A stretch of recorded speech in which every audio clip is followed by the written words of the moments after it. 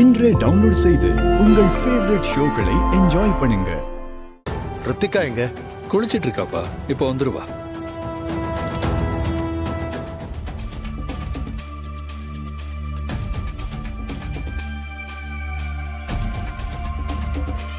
ஏ அயலி, காலையில எழுந்த உடனே என் பக்கத்துல பெட் காஃபி இருக்கணும்னு உனக்கு தெரியாதா?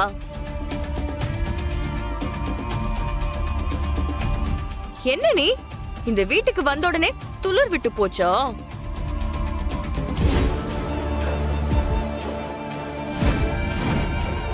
ரித்தி, இது ஒண்ணும் நம்ம வீடு இல்ல, நீ வாழ வந்த வீடு.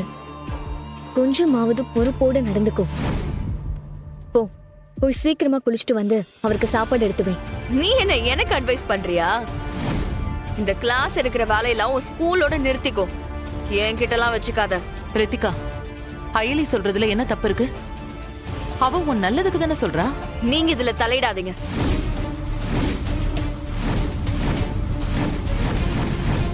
இது எனக்கும் அவளுக்கும் நடக்கிற பிரச்சனை. இங்க பாரு ரித்திகா, உன் வீட்ல நீ எப்படி வேணாலும் இருந்திருக்கலாம். ஆனா இந்த வீட்டுக்குன்னு சில பழக்க வழக்கங்கள் எல்லாம் இருக்கு, பாரம்பரியம் இருக்கு. அதுல முதல் விஷயம் பெரியவங்களுக்கு மரியாதை கொடுக்கறது. ஆனா நீ அயலிய உன் அக்காவா மதிக்கிறதே கிடையாது. அவ எனக்கு அக்காவே கிடையாது. ஒருத்தவங்க பேசும்போது குறுக்க பேசுறது அநாகரிகம் ரித்திகா. என்ன ஆகும்னா எல்லாரும் என்னைய குறை சொல்லிட்டு இருக்கீங்க?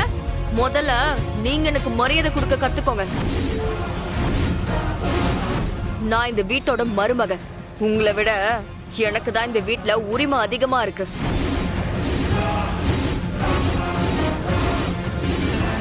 கல்யாணம் முடிச்சோமா, புருஷன் கூட வாழ்ந்தோமான்னு இல்லாம இங்க வந்து உட்கார்ந்துகிட்டு நாட்டமா பண்ணிக்கிட்டு இருக்கீங்களா? ஏய், இதுல திருட்டு கல்யாணம் பண்ணவளுக்கு சப்போர்ட் வேற.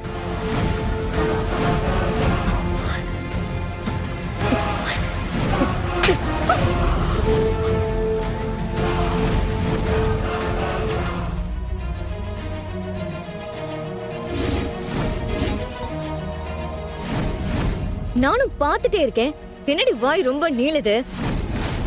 பெரியவங்க கிட்ட எப்படி பேசணும்னு தெரியாதா? நீ இப்படியெல்லாம் பண்ணா நம்ம வீட்டை பத்தி இவங்க என்ன நினைப்பாங்க?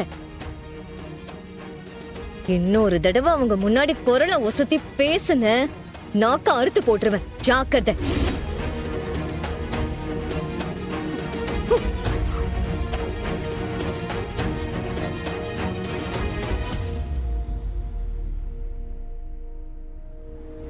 சாரி அண்ணி, அவளுக்காக நான் உங்ககிட்ட மன்னிப்பு கேட்டுக்கிறேன்.